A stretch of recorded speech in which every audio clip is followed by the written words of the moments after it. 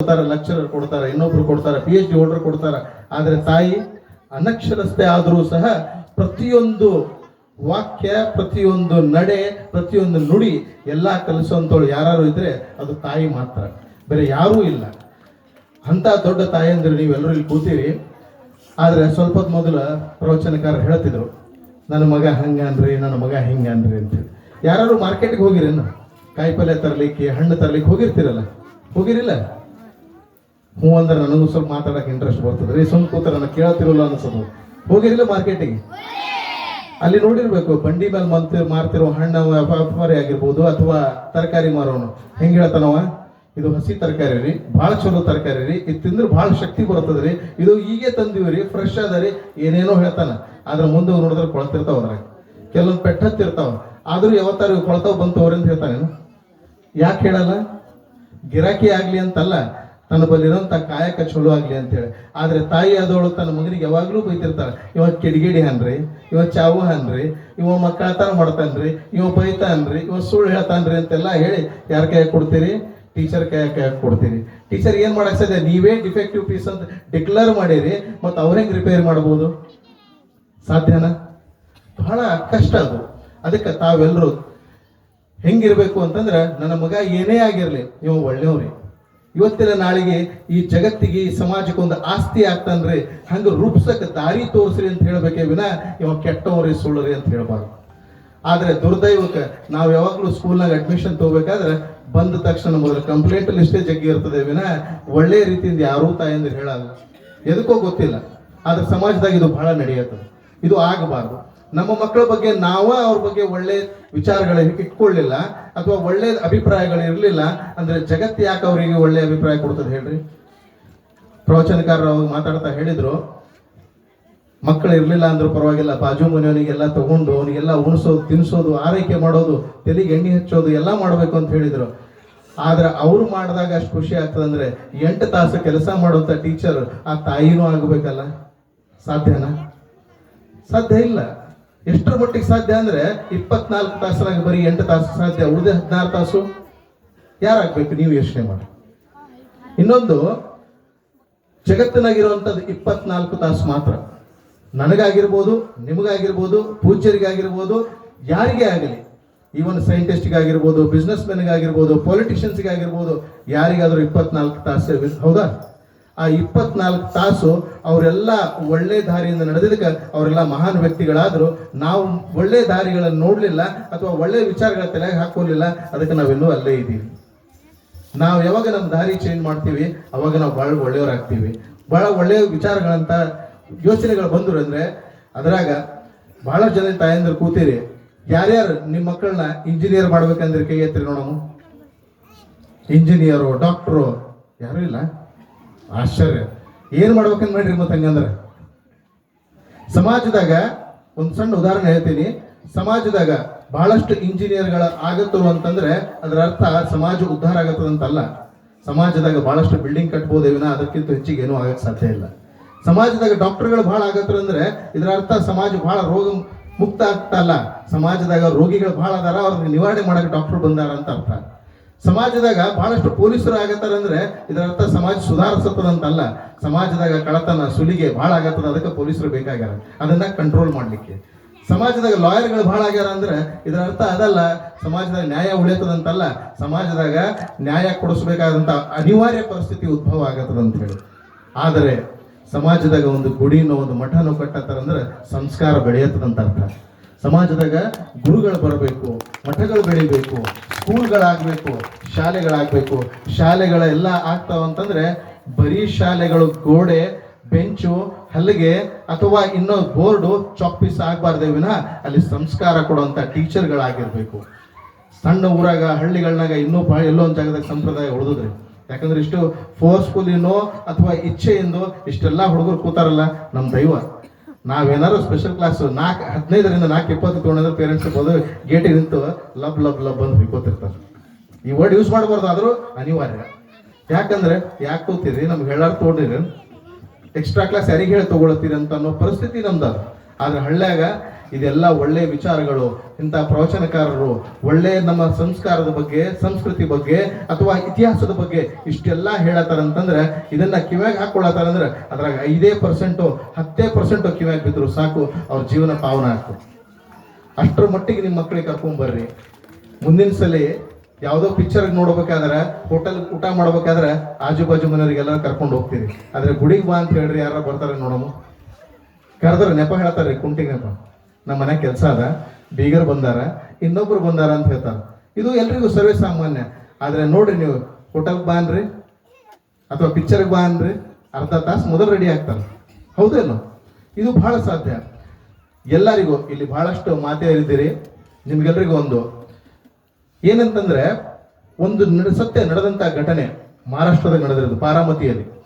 ಏನಂತಂದ್ರೆ, ಒಬ್ಬಕಿ ಲತಾ ಅಂತ ಹೇಳಿ ಒಂದು ಹೆಣ್ಮಗಳು, ರೈತ ಕುಟುಂಬ, 3 ಮಕ್ಕಳಿದ್ರು. 3 ಜನ ಮಕ್ಕಳು ಮದುವೆ ಮಾಡಿದ್ರು. ಇರೋ ಬರೋ ಹೊಲ ಎಲ್ಲ ಮಾರಿ ಮಕ್ಕಳು ಮದುವೆ ಮಾಡಿದ್ರು. ಈ ಗಂಡ ಹೆಂಡತಿ ಇಬ್ಬರೇ ಇದ್ರು ಮನೆಗೆ. ಎಲ್ಲರೂ ಮದುವೆ ಮಾಡಿ ಆರ್ದವ್ರ ಮನೆಗೆ ಕಳಿಸಿದ್ರು. ಇವರಿಬ್ಬರು ಹೊಲದ ಮನೆಗೆ ಹೋಗಿ ಕೂತರು. ಅವ್ರ ತೋಟದ ಮನೆಯಾಗಿದ್ರು. ತೋಟದ ಮನೆಯಾಗ ಇರ್ಬೇಕಾದ್ರೆ ಒಂದ್ಸರಿ ಕೇಳಿದ್ರು. ಹಿಂಗೆ ಮಾತಾಡ್ತಾ ಆಡ್ತಾ ಗಂಡಕ್ಕೆ ಚಕ್ಕರ್ ಬಂದು ಕೆಳಗೆ ಬಿದ್ದ. ಕೆಳಗೆ ಬಿದ್ಮೇಲೆ ಹೆಂಡತಿ ಎದ್ದು ನೋಡಿದ್ಲು. ಏನಾಗ್ಯದ್ರಿ?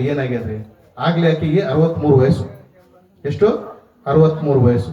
ಆಕೆಗೆ ಎಬ್ಬಿಸಿ ಕೇಳ್ತಾಳೆ, ಏನಾಯ್ತು? ಹೋಶ್ ಇರಂಗಿಲ್ಲ, ಬೇಹೋಶ್ ಆಗಿರ್ತಾನ. ಹಂಗ ಅವ್ರಿವ್ರ ಸಹಾಯ ತಗೊಂಡು ಆಸ್ಪತ್ರೆಗೆ ಕರ್ಕೊಂಡು ಹೋಗ್ತಾರ. ಆಸ್ಪತ್ರೆಗೆ ಹೋದ ತಕ್ಷಣ ಅಲ್ಲಿ ಡಾಕ್ಟರ್ ಹೇಳ್ತಾರ, ಏನಿಲ್ಲ, ನಿಮ್ಮ ಮನೆಯವರಿಗೆ ಕ್ಯಾನ್ಸರ್ ಆಗ್ಯದ ಅಂದ್ರೆ ಮಗಳು ತಾಯಿ ಹೇಳ್ತಾರ ಮಕ್ಕಳಿಗೆ ಫೋನ್ ಮಾಡಿ, ಇಲ್ಲಮ್ಮ ನಮ್ಮ ಕಡೆ ಏನು ದುಡ್ಡಿಲ್ಲ, ನಾವು ಬರೋಪ್ಲೇ ಇಲ್ಲ, ನೀನೇ ನೋಡ್ಕೋ ಅಂತೇಳಿ. ಏನು ಮಾಡಲಿ ಅಂತ ಕೊಡೋ ಅಂತ ಅಳ್ತಾ ಕೊಡ್ತಾರ. ಜೋರಾಗಿ ಅಳ್ತಾ ಕೂಡ್ತಿರ್ಬೇಕಾದ್ರೆ 10 ದಣದು ಒಂದು ಗ್ಲಾಸ್ ನೀರು ಕುಡಿಬೇಕಂತ ಹೇಳಿ ನೀರು ತಗೊಳ್ಳಿಕ್ಕೆ ಹೋಗ್ತಾಳ. ಒಂದು ನ್ಯೂಸ್ ಪೇಪರ್ ಕೆಳಗೆ ಬಿದ್ದಿರ್ತದೆ. ಆ ನ್ಯೂಸ್ ಪೇಪರ್ ಎತ್ಕೊಂಡು ನೋಡ್ತಾಳ, ಬಾರಾಮತಿ ಒಳಗ ಮುಂದಿನ ವಾರ ಅಂದ್ರೆ ಶುಕ್ರವಾರ ದಿನ ಒಂದು ಮ್ಯಾರಥಾನ್ ರೇಸ್ ಅಂತ ಇರ್ತದೆ, ರನ್ನಿಂಗ್ ರೇಸ್ ಅದ. ಈ ರನ್ನಿಂಗ್ ರೇಸ್ನ ಗೆದ್ದವರಿಗೆ 15,000 ರೂಪಾಯಿ ಬಹುಮಾನ ಅದ ಅಂತ ಹೇಳಿ ಬರೆದಿರ್ತದ. ಅವ್ರನ್ನ ಈಕಿ ಖುಷಿಯಿಂದ ಅಲ್ಲಿಗೆ ಹೋಗ್ತಾಳ. ಅಲ್ಲಿಗೆ ಹೋಗಿ ನಿಂದಿರ್ತಾಳ, ನಾನು ಓಡ್ತೀನ್ರಿ ಅಂತೇಳಿ. ಆಕಿಗೆ ನೋಡ್ತಾರ, ಸೀರೆ ಉಟ್ಕೊಂಡಾಳ. ಓಡೋದರೆ ಮುಷ್ಕಿಲ್ ಸೀರೆ ಉಟ್ಕೊಂಡ್ರೆ. ಅದ್ರ ಕಾಲಾಗ ಚಪ್ಪಲಿ ಇಲ್ಲ. ಅದು ವಯಸ್ಸಾಗ್ಯದ, 63 ವಯಸ್ಸು. ಏನು ಓಡ್ತಾಳಿಕೆ? ಓಡಕ್ಕಾಗಲ್ಲ. ಬೇಡಮ್ಮ, ನೀ ಇಲ್ಲೇ ಇರು, ಓಡಬೇಡ ಅಂತ ಹೇಳ್ತಾರೆ. ಇಲ್ಲ, ನಾವು ಓಡ್ತೀನಿ. ಇಲ್ರಿ, ನೀನು ಕರ್ಕೊಳಂಗಿಲ್ಲ, ಇದೆಲ್ಲ ಸಣ್ಣ ವಯಸ್ಸದವ್ರಿಗೆ ಅದ. ಮ್ಯಾರಥಾನ್ ರೇಸ್ 15 ಕಿಲೋಮೀಟರ್ ಓಡಬೇಕು, 1-2 ಕಿಲೋಮೀಟರ್ ಅಲ್ಲ. ಇಲ್ಲ, ನಾವು ಓಡ್ತೀನಿ. ಇಷ್ಟು ಕಾಡಿ ಬೇಡಿ ಆರ್ಗನೈಸರ್ಸಿಗೆ ಎಲ್ಲರಿಗೆ ಕರ್ಕೊಂಡು ಬಂದು ರಿಕ್ವೆಸ್ಟ್ ಮಾಡ್ಕೊಂಡು, ಆಯ್ತು ಓಡ್ಲಿ ಬಿಡು, ಆಕೇನು ಭಾಳ ಓಡ್ತಾರೆ, ಎಲ್ಲ ನಡುಕ್ ಕೊಡ್ತಾರೆ, ತಗೋ ಓಡ್ಲಿ ಅಂತ ಬಿಟ್ಟು ಬಿಡ್ತಾರೆ. ಅವ್ರನ್ನು ಆರ್ಗನೈಸರ್ಸ್ಗಳೆಲ್ಲ ಓಡ್ತಾರೆ. ಈಕಿ ಓಡ್ತಾ ಫಸ್ಟ್ ಬಂದ್ಬಿಡ್ತಾಳ್ರಿ. 63ನೇ ವಯಸ್ಸಿಗೆ ಮ್ಯಾರಥಾನ್ 15 ಕಿಲೋಮೀಟರ್ ರೇಸ್ನಾಗ ಫಸ್ಟ್ ಬರ್ತಾಳೆ. ಫಸ್ಟ್ ಬಂದ ತಕ್ಷಣ ಆಕಿಗೆ ಆಜು ಬಾಜು ಇದ್ದವ್ರು ಕೇಳ್ತಾರಂತ, ಏನಮ್ಮ ಈ ವಯಸ್ಸಿನಾಗ ಇಷ್ಟು ಸ್ಟೆಮಿನಾ ನಿನ್ಬಲ್ಲಿ ಎಲ್ಲಿಂದ ಬಂತು, ಇಷ್ಟು ಶಕ್ತಿ ಎಲ್ಲಿಂದ ಬಂತು? 15 ಕಿಲೋಮೀಟರ್ ಓಡ್ದಿ, ನಾವೆಲ್ಲ ಇನ್ನೂ 30-40 ವಯಸ್ಸಿನವ್ರು ಇದ್ವಿ, ನಾವು ಓಡಕ್ಕಾಗ್ಲಿ, ನೀ ಹೆಂಗೆ ಓಡ್ದಿ? ನಾವು ಓಡಿನೇನು ಅಂತ ಕೇಳ್ತಾಳೆ. ನಾವು ಓಡಿಲ್ಲ. ನನ್ನ ಹಾಸ್ಪಿಟಲ್ನ ನನ್ನ ಗಂಡ ಏನು ಬಿದ್ದಾನಲ್ಲ ಆಸ್ಪತ್ರೆದಾಗ, ಅವ್ನ ಚಿಕಿತ್ಸೆಗೆ ರೊಕ್ಕ ಬೇಕಾಗಿದ್ದು, ರೊಕ್ಕದ ಸಲುವಾಗಿ ಓಡಿನ, ನನ್ನ ಗಂಡ ಉಳಿಸ್ಕೊಳ್ಳೋ ಸಲುವಾಗಿ ಓಡಿನ. ನಾ ಏನು ರೇಸಿಗೆ ಓಡಿಲ್ಲ. ರೇಸ್ ಯಾರು ಗೆಲ್ಲಿಲ್ಲ ಪರವಾಗಿಲ್ಲ, ನನಗೆ 15,000 ರೂಪಾಯಿ ಬೇಕು, ನನ್ನ ಗಂಡಗೆ ಉಳಿಸ್ಕೋಬೇಕು ಅನ್ನೋದು ಅದ್ರ ಸಲುವಾಗಿ ಓಡಿನಿ ಅಂತ ಹೇಳ್ತಾರೆ. ಆದರೆ ಈಗಿನ ಪರಿಸ್ಥಿತಿಯಲ್ಲಿ ಹೆಂಗಿದ್ದೀರಿ ನಾ ಹೇಳೋದು ಬೇಡ, ನೀವು ಅರ್ಥ ಮಾಡ್ಕೊಳ್ರಿ. ಗಂಡ ಹೆಂಡತಿ ಸಂಬಂಧ ಎಲ್ಲಿಗೆ ಬಂದು ನಿಂತದಂದ್ರೆ ಬಹಳ ತ್ರಾಸದ. ಗಂಡ ಹೆಂಡತಿ ಸಂಬಂಧ ಅಂದ್ರೆ ಹೆಂಗಾಗತ್ತದ ಅಂದ್ರೆ, ಸಂಸಾರದ ಒಳಗ ನಿನ್ನ ಮಗ ಹೆಂಗ್ ಮಾಡ್ಯಾನ ಅಂತ ಹೆಂಡತಿ ಏನಾರ ಗಂಡಗಂದ್ಲು ಅಂದ್ರೆ ಅಲ್ಲಿ ಶುರು ಆಯ್ತು, ಮಗ ಏನೋ ತಪ್ಪು ಮಾಡ್ಯಾನ. ಅದ ಚಲೋ ಮಾಡಿದ್ರೆ ನನ್ನ ಮಗ ನೋಡ್ರಿ ಎದಿ ಮುಟ್ಕೊಂಡು ಹೇಳ್ತೀರಿ. ತಪ್ಪು ಮಾಡಿದ್ರೆ ಗಂಡ, ಒಳ್ಳೇದು ಮಾಡಿದ್ರೆ ನಾನು, ಹಿಂಗ ಅನ್ನೋದ್ರಿಂದ, ಅದು ಮಕ್ಕಳಿದ್ರೆ ಅನ್ನೋದ್ರಿಂದ, ಮಕ್ಕಳಿಗೆ ನಾವು ಏನು ಕೊಡೋತೀವಿ? ಒಳ್ಳೇದು ಕೊಡಕ್ ಸಾಧ್ಯನಾ? ಕೊಟ್ರೇನು ಅವ್ರು ತಗೊಳಕ್ ಸಾಧ್ಯನಾ? ಸಾಧ್ಯ ಇಲ್ಲ. ಅದಕ್ಕೆ ನಾನು ನಿಮಗೊಂದು ಮಾತು ಹೇಳ್ತೀನಿ, ಮಕ್ಕಳಿದರು ದಯಮಾಡಿ, ಇದು ನಾನು ವಿನಂತಿಯರು ಅಂತ ತಿಳ್ಕೊಳ್ರಿ ಅಥವಾ ಆಜ್ಞೆ ಅಂತಾರು ತಿಳ್ಕೊಳ್ರಿ, ನಿಮ್ಗೆ ಕಾಲು ಮುಟ್ಟಿನ ಕೇಳ್ಕೊತೀನಿ, ಮಕ್ಕಳಿದ್ರೆ ಯಾವತ್ತೂ ಜಗಳ ಆಡಕ್ ಹೋಗ್ಬೇಡ್ರಿ, ಮಾತೂ ಆಡಬೇಡ್ರಿ ಏರ್ ಧ್ವನಿಯಲ್ಲಿ. ಇದರಿಂದ ಆಗ್ಲೇ ಗುರುಗಳು ಹೇಳಿದ್ರು, ಮುಖ್ಯ ಅತಿಥಿಗಳು, ಏನು ಪ್ಲೇಟ್ಗಳು ತೆಗೆದಿಟ್ರಲ್ಲ ಅವು ವಾಪಸ್ ತಿರುಗು ಬಾಣ ಹೆಂಗು ಬರ್ತಾವ. ನೀವೇನು ಲ್ಯಾಂಗ್ವೇಜ್ ಯೂಸ್ ಮಾಡಿ ಬೈತೀರೋ ಅದ ಲ್ಯಾಂಗ್ವೇಜ್ ನಿಮಗೂ ಮುಂದೆ ಬೈತಾರ. ದಯಮಾಡಿ ನೀವು ನೋಡ್ರಿ, ನೀವು ಮನೆಗೆ ಹೋಗಿ ಇವತ್ತು ಪ್ರಯತ್ನ ಮಾಡಿ ನೋಡ್ರಿ, ನಿಮ್ಮ ಮಕ್ಕಳಿಗೆ ಬರ್ರಿ ಕೂಡ್ರಿ ಊಟ ಮಾಡಿದ್ರಿ ಅಂತ ಕೇಳ್ರಿ, ಅವರು ನಿಮಗೆ ಆಯ್ತ್ರಿ ಅಮ್ಮಾರೆ ಊಟ ಮಾಡಿವ್ರಿ ಅಂತಾರೆ. ಅದೇ ಬಾರಲೆ ಕುಂದ್ರ ಯಾಕಲ್ಲ ಅಂತ ಕೇಳ್ತಾನ. ಆಗ್ತದೆ ಇಲ್ಲ? ಇದು ಹೆಂಗದಂದ್ರೆ ನ್ಯೂಟನ್ಸ್ ಥರ್ಡ್ ಲಾ ಏನು ಹೇಳ್ತದೆ? Every action is equal and opposite reaction ಅಂತೇಳಿ. ನೀವೇನು ಮಾಡ್ತಿರೋ ಅದು ಡಬಲ್ ಸ್ಪೀಡ್ನಾಗ ವಾಪಸ್ ಬರ್ತದೆ, ಬಡ್ಡಿ ಸಮೇತ ವಾಪಸ್ ಬರ್ತದೆ ನೀವೇನು ಕೊಡ್ತಿರೋ. ಅದಕ್ಕೆ ನಿಮ್ಮ ಮಕ್ಕಳಿದ್ದಾರೆ, ತಾವು ದಯಮಾಡಿ ಏರ್ ಧ್ವನಿಯಲ್ಲಾಗ್ಲಿ ಅಥವಾ ಜಗಳ ಆಡೋದಾಗ್ಲಿ ಮಾಡಕ್ ಹೋಗ್ಬೇಡ್ರಿ. ಮಾಡೋದೇ ಯಾವ್ದು ಸಂಸಾರದಲ್ಲಿ ಇರ್ತದ, ತಪ್ಪಿದ್ದಲ್ಲ ಅದು. ಆಡ್ಲೇದ ನಿದ್ದೆ ಬರಲ್ಲ ರಾತ್ರಿ ಕೆಲವೊಬ್ರು. ಅಂಥವ್ರೆಲ್ಲ ಏನು ಮಾಡ್ರಿ, ಬಾಗಿಲು ಮುಚ್ಕೊಂಡು ಗಂಡ ಹೆಂಡತಿ ಜಗಳ ಆಡ್ರಿ, ಮಕ್ಕಳಿಗೆ ಮಲಗಿಸಿ. ಅವ್ರು ಎದ್ದಾಗ ಏನಾದ್ರು ಜಗಳ ಆಡಿದ್ರಿ, ನೀವು ಅವರಿಗೆ ಶಾಲ್ಯಾಗ ಮಾಸ್ತರ್ ಕಲಿಸ್ತಾರೆ, ಹೊಸ ವಿದ್ಯೆ ಕಲಿಸ್ತೀರಿ ನೀವು. ಆ ವಿದ್ಯೆ ಕಲಿಸಿ ಮಸ್ತ್ ಮಾಸ್ತರ್ಗೆ ಬೈತೀರಿ. ಏನ್ರಿ ಬೈಗಳು ಬೈಯೋದು ಶಾಲೆಗೆ ಕಲ್ತ ನೋಡ್ರಿ. ನಾವ್ರಿ ಮನೆಗೆ ಒಂದೂ ಬೈಗಲ್ರಿ, ಆದ್ರೆ ಬೈದಿದ್ದು ನೀವೇ. ಶಾಲ್ಯಾಗ ಒಂದು ಪೀರಿಯಡ್ನೂ ಇಲ್ರಿ ಬೈಗಳು ಬೈಯೋದು. ಅವು ಇದ್ದು ಸಿಲೆಬಸ್ ಮುಗಿಸ್ಲಿಕ್ಕೆ ಪಾಪ ಅವ್ರಿಗೆ ಟೈಮ್ ಇಲ್ಲ. ಇದೇನು ಮಾಡ್ತಾರೆ ಹೇಳ್ರಿ? ಅದಕ್ಕೆ ಒಂದು ಸಣ್ಣದೊಂದು ಕತೆ ಹೇಳಿ ನನ್ನ ಮಾತಿಗೆ ವಿರಾಮ ಹೇಳ್ತೀನಿ. ಒಂದು ಊರಾಗಿಬ್ರು ಭಾಳ ಬೆಸ್ಟ್ ಫ್ರೆಂಡ್ಸ್ ಇದ್ರು. ಒಬ್ಬ ಬ್ಯಾಂಕ್ ಮ್ಯಾನೇಜರ್ ಇದ್ದ, ಒಬ್ಬ ಸ್ಕೂಲ್ ಟೀಚರ್ ಇದ್ದ. ಯಾರ್ಯಾರಿದ್ರು? ಇದ್ದೀರ, ಥ್ಯಾಂಕ್ ಯು. ಈಗ ನೀವು ಏನಾಗಿತ್ತು, ಒಬ್ಬ ಬ್ಯಾಂಕ್ ಮ್ಯಾನೇಜರು ಮತ್ತು ಒಬ್ಬ ಸ್ಕೂಲ್ ಟೀಚರ್ ಇಬ್ರು ಇದ್ರು.